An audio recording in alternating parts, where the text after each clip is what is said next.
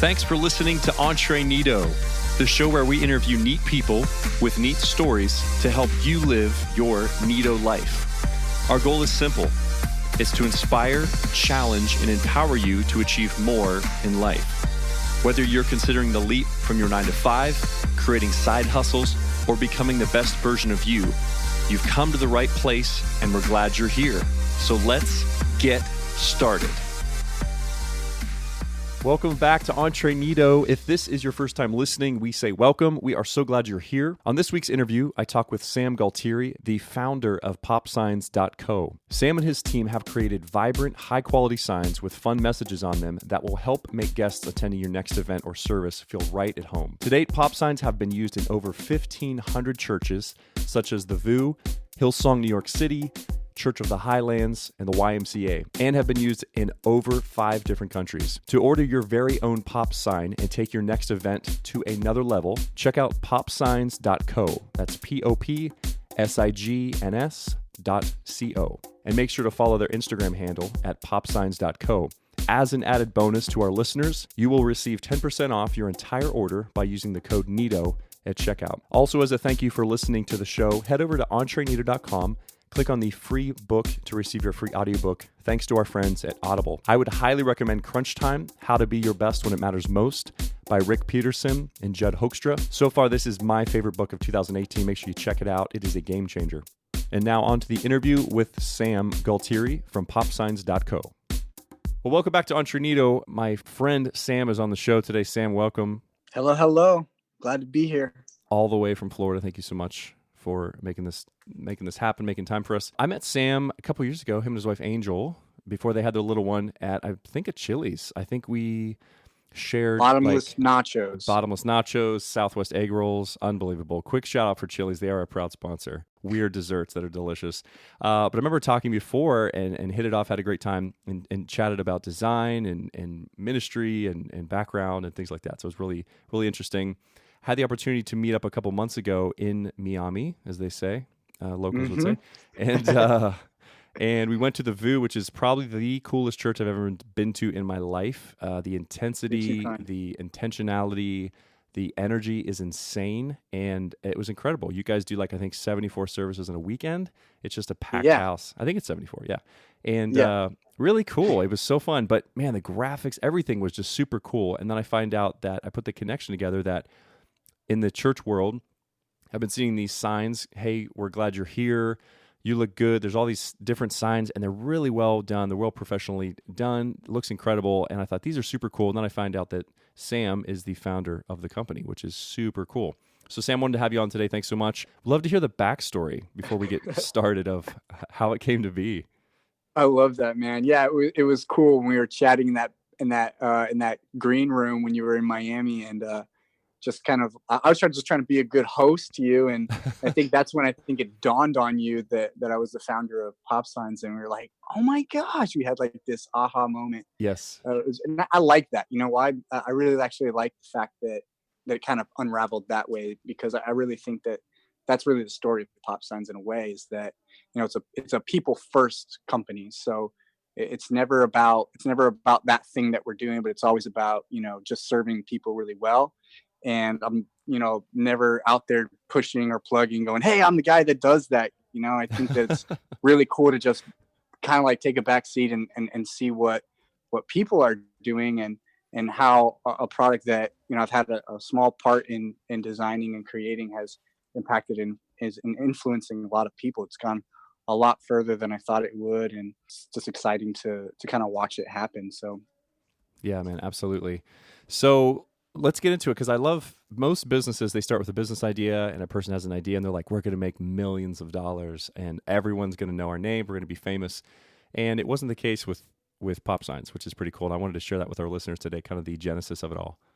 Yeah, absolutely. So before Pop Signs existed, my wife and I were just beginning to help launch our church, which is Vous Church, as you mentioned earlier, here in Miami.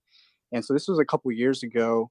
And about 2016, we're launching Vous, and it's kind of chatting with some of the guys, some of the team.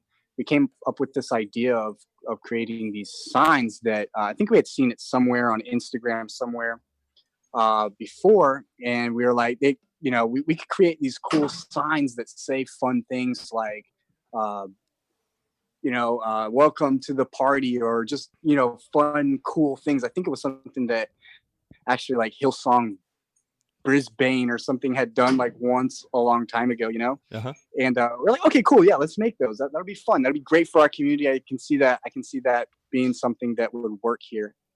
And, that was really the only reference we had ever seen of something like that to that point in time. And we designed this really, really early design. It looked nothing like what our signs look like now. And I remember we actually we had a problem with the printer. We ended up hand cutting them and gluing them together in a back parking lot the day before we launched church.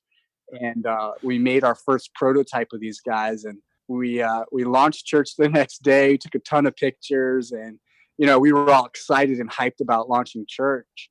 And these pictures ended up kind of going on our Instagram and floating around, and eventually we got the real deal from the printers, and we threw away the handmade ones and we had the printed ones, but they looked totally different. They were just really simple, just very generic design. Mm-hmm. Kind of, but cool phrases, that we had really thought about and come up with. Like, we took the whole Mean Girls thing, that you can't sit with us, and we flipped it and we did like, you can sit with us. And we did. I love that one. That's my favorite one, I think. I love that one too. Yeah, it's cool.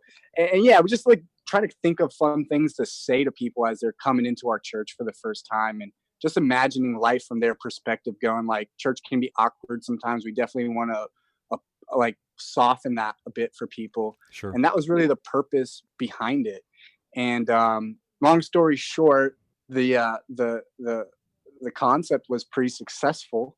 And before long, like, people were, asking about, hey, where can we get those things? They look really cool. And we ended up redesigning them. And we kind of went the extra mile. We added the rounded corners to them, and went all in on design. And we came up with something I think is just pretty simple, pretty cool, pretty like timeless. Yeah. And that's when I feel like they started to kind of take off. On our church Instagram page really is where it started. People were just tagging us left and right, going like, hey, where did you get those signs? Where can I buy them? Like, can you put me in touch with, like, is there a website or something? I kind of started to see a trend there. And I was going, these don't really exist anywhere. And like, we've been telling people, hey, you can just, print these on your own. And it was like starting to get a little bit like, I started to get the feeling, man, I wish I could help these people more. Like I could print them for them. I could make them for them. I could send them to them. And so we just thought like, hey, this would be a kind of cool idea. What if we offered this as like a product that people could just go to a site and just make it really simple for them to do it. Maybe it'll help a couple churches, maybe some people will enjoy this, and it could be a fun thing. The signs have a lot of personality, so it was like kind of a fun idea anyway. It was like, hey, I like the idea of getting involved in something that has like some fun to it, Sure. Yeah. So yeah, we ran the idea past our pastor, and we were like, hey man, can we do this? And he gave it his blessing. He was like, absolutely, take it, go for it. And so we put like a little splash page up, and started just sending people to it through comments on Instagram, like, hey, check out popsigns.co, and little by little, people started coming to the site, and we had this really like basic form, like a woo-foo form that you filled out. Yeah. And we tried to make it look as professional as possible. But to be honest with you, man, it was just me and my wife just geeking out over a computer whenever like someone would send a form in. And it was cool, man, because we just saw that it was starting to fill a need that was out there that we didn't even know was there until we started doing something ourselves, And so I say all that to kind of say that I love the fact that Pop Signs started out of a community, and there wouldn't be any Pop Signs if there wasn't a Vous church. And Vous church has definitely been a source of inspiration for every iteration, every collection, every design, even every bit of ethos that our company has formulated and taken into our own. Everything that I've learned from Vous, I've just stolen and put it, into it's just duplicated, because our pastor's done a really good job of like just building that inside of us.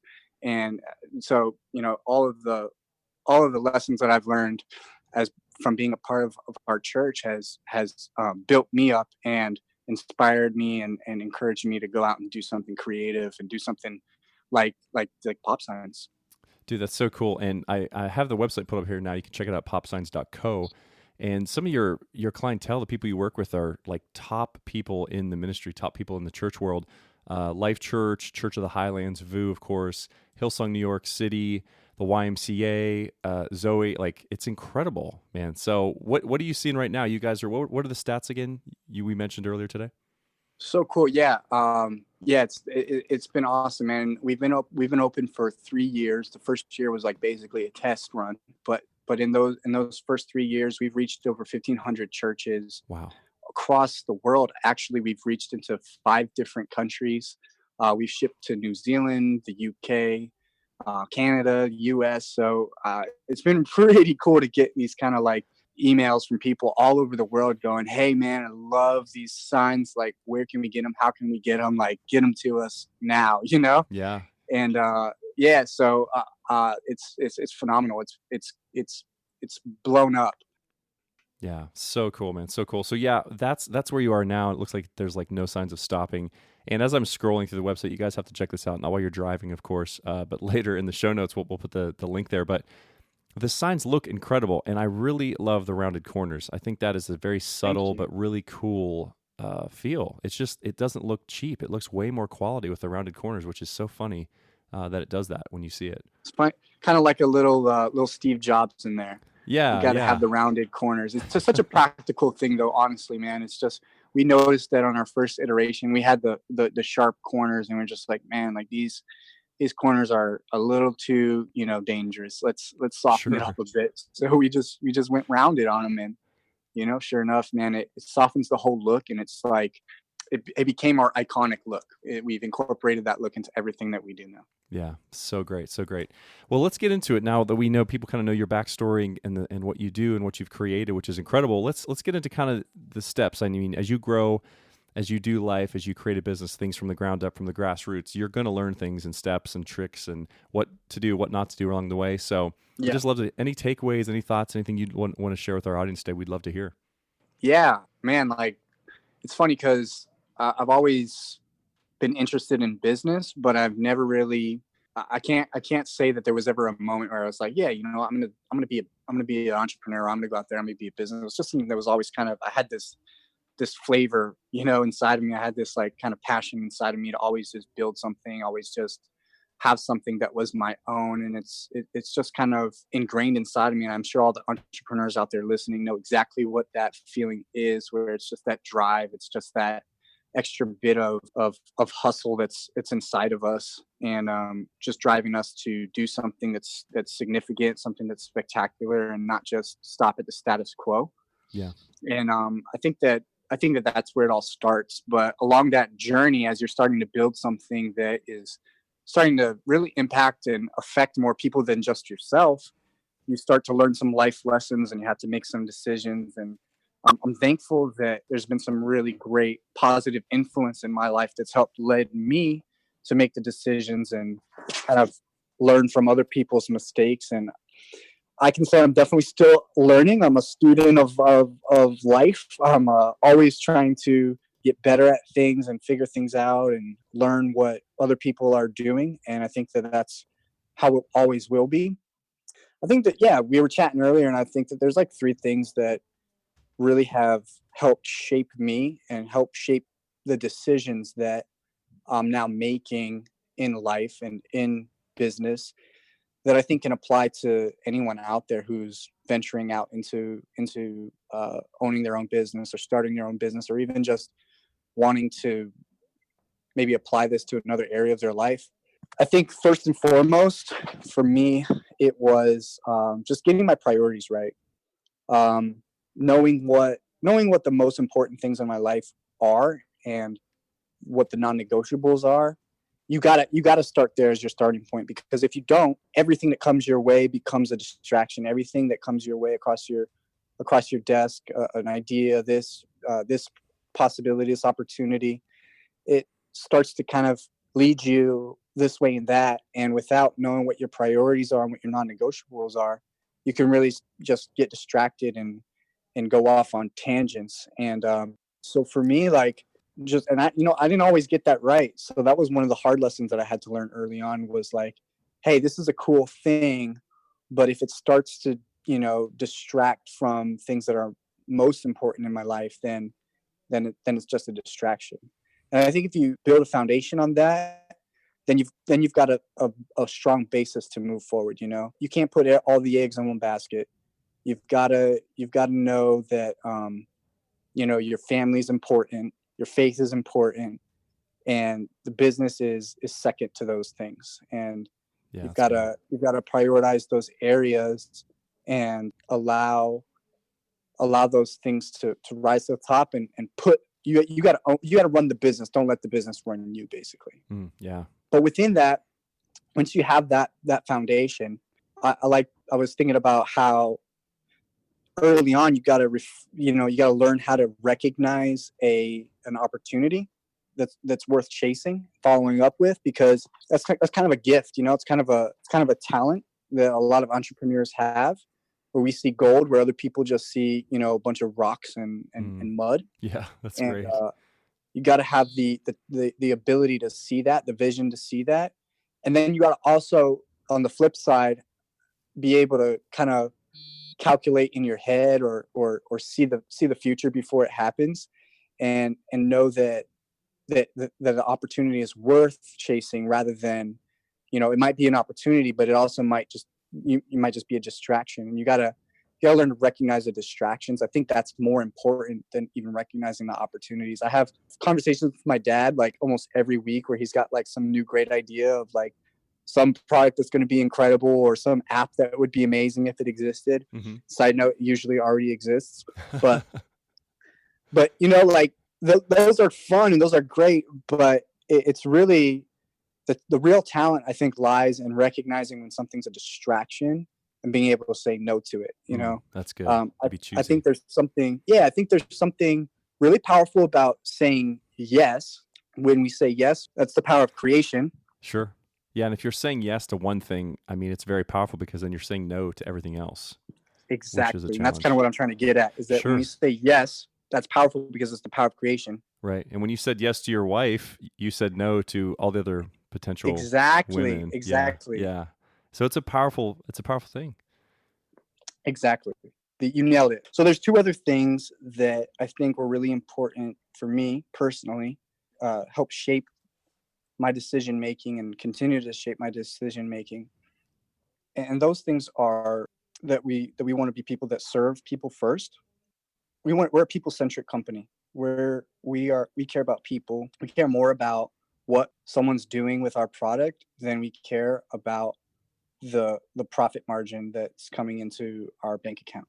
Mm-hmm. So if someone contacts me and says, hey, like, I really, really need these signs by this weekend because we're having a huge conference and it's a one-time opportunity, I might look at that and say, man, it's just not in the cards for you, because, it's going to cost us too much money to ship them, to double ship, to speed up the shipping, give them to or for me to have to spend that extra bit on my end to get it there. Sure. But we have a belief that it's way more important, the people that it's going to impact on the other end. And so we 100% believe that if we serve people first, that it's not only going to make a great story for the people that we're serving, but it's going to make a great story for us as well. Instead of going into something going like, hey, how can I make $1 million with this? We want to think like, how can I serve 1 million people with this? Because the truth is, if we can reach 1 million people, we can serve 1 million people, the money's going to come, the money's going to follow, the profitability. It's not a strategy, it's a rule. So it's going to happen no matter what, if we're following the rules. But so the strategy can't be, hey, I'm going to make all this money. The strategy's got to be different. The strategy's got to be, hey, I'm going to help this many people, or I'm going to reach this many people, or this product's going to solve this many problems. And the result of that is going to be success in the company, and the profitability and all that stuff's going to follow, because that's just the rules of the game. That's rules of engagement. Sure. So good. Oh my gosh. And you don't hear that a lot. I mean, there's incredible businesses out there, incredible podcasts, incredible books, all that for sure. But a lot of times I don't hear that when I talk to some other younger entrepreneurs. It's just all about return on investment. What am I going to make, and this and that. And it's very money. Right. It's very money driven. And I get that, but I think it's the engine of this train that we're building, that we're driving. That's I don't know if you drive a train. Maybe you do. I don't know. But getting the front car, getting that engine in line and on track, and then everything else follows behind it. But I love it, man. That's such a refreshing perspective on it. That's something that's really affected the way that I see the world. So the lens that we look through the world with has to line up with that in order for us to feel like we are a success. Mm-hmm. It's kind of like you choose what your value points are. Some people have their value points chosen as, having the highest profit margin, or getting the biggest ROI, or returning the biggest, dividends to their investors. And those are all good things. And those are things that are probably super important, but you can't have one without the other. Right. We hear in the news every single day now about another business failing because of leadership failing. And, what that says to me is that you really got to watch the condition of your heart, because the condition of your heart becomes the condition of your life. And if your mindset is, all of those other things first, then it's going to show in your decision making, and sooner or later it's going to catch up with you. And we see stories in the news all the time of this happening, and these Fortune 500 companies going under, or having to change ownership, or having to bring in new leadership, because people are, the truths of what they believe in their hearts are showing in the business actions that they're doing. Yeah, absolutely. And then I would say another thought, something else that has really rung true for us, and this is probably more on the practical side, or maybe like the more on the creative side of things, is that we say go for focus, we don't go for features. That's good. There's another tweet. I'm trying to hit out all the tweetable, snackable little phrases. Boom. Yeah. Content is everything. But we say that, go for focus, don't go for features. And what that means is that, there's an endless amount of widgets that you can build into your product, right? But at the end of the day, product features and widgets isn't what sells. What sells is a solution to a problem. And if you can simplify down to what the very most basic problem that you're answering, then you're going to be able to solve for that, right? And what happens a lot of times is that people end up just looking to add feature after feature after feature after feature. And what that does is it doesn't make the product better per se. I mean, it definitely gives it more options, but more options doesn't always mean better. And so, like, a good example of that is, like, early on, we were starting to just get some pictures published and get our Instagram going, and we realized that Instagram was going to be a really big part of our marketing engine. We made a decision early on there that we were only going to offer our product in like 8 colors. Oh wow! And that's it. And if you wanted a custom color, we weren't going to do it. We were going to say it in a nice way, but that was it. That was the colors. Like, we weren't marketing. We weren't saying that these products came in any other color than what we offered. And the other thing was that if you had, if you wanted to print your sign, you wanted to print, your custom design, it wasn't that we didn't like your thing or that we didn't want to be accessible, but it was a strong decision at that point in the game that we wanted to limit the amount of features that our product had. And we did that strategically because we knew that, like I said, Instagram was going to be a key point in marketing and getting a grassroots movement going where people were going to see these things. And we wanted to make sure that every time someone posted a picture of our signs, that they were recognizable and that someone could say, hey, these are the same as those, Yeah. So that's why they would only come in that color scheme. They only came in those 8 designs or whatever it was. And so there was some variation, but there wasn't so much variation that it became ubiquitous. So what that did for us, and I'm happy to say that it ended up paying off, because for about 8 months or so that we did that, we really flooded the Instagram market.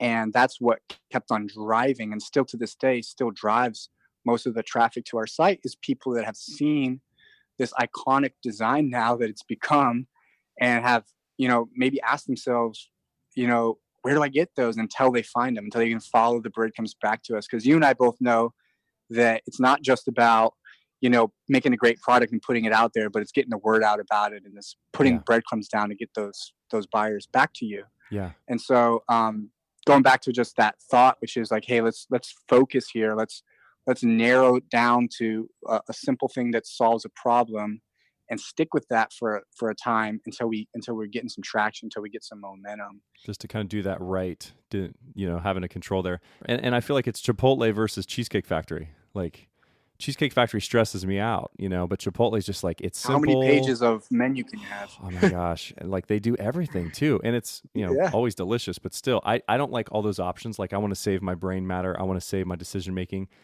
And so don't come at me with 365 options of food and cuisine, because I can't handle it. Exactly. And it's good for your consumer, but it's also good for you as a business owner, because then you are, like you said earlier, we're saying no to a million other things, so that we can say yes, and truly say yes to the one thing that's really important.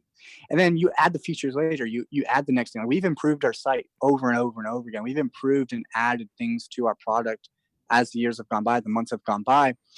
But we do it at the right pace. You do it in the right time. You don't try to do it all at once, because when you do that, it's like, it's like trying to chop a tree down with a hammer and a chisel. A blunt object rather than a sharp axe. It's good stuff, man. I'm like just letting that mic drop. I'm just processing and everything. That's so good.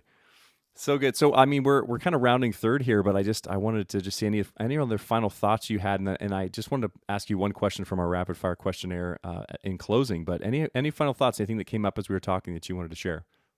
Yeah, we were chatting earlier, and you were talking about work-life balance, or yeah. A lot of people ask in our circles, like, how do you balance between, your work life, your family life, your home life, your church life? How do you navigate through that, and how do you stay sane? We hear this question quite often, and I think that really as people, we're always looking for that gold mine. We're trying to find that formula for success. We're trying to figure out, hey, how do I get that white picket fence in the house, and not have the stresses of life that it seems like come with that, And I think that, since this actually comes down from our pastor, Pastor Rich Wilkerson Jr. He's really built this into a lot of our team at Vous. And again, this is another thing that I've stolen and made a life motto out of it. And that is that, when it comes to balance in life, the reality is that life isn't balanced. And I think that a lot of times we're searching for something that's not there. And I always tell people that as humans, we like to compartmentalize things. It's like, hey, here's my work life. I'll put it in a box here. Here's my home life. I'm going to put it in a box here. Here's my church life. And that's a box too. And then we try to even everything out. We try to fill each box evenly and try to make it all comfortable and make sense to us.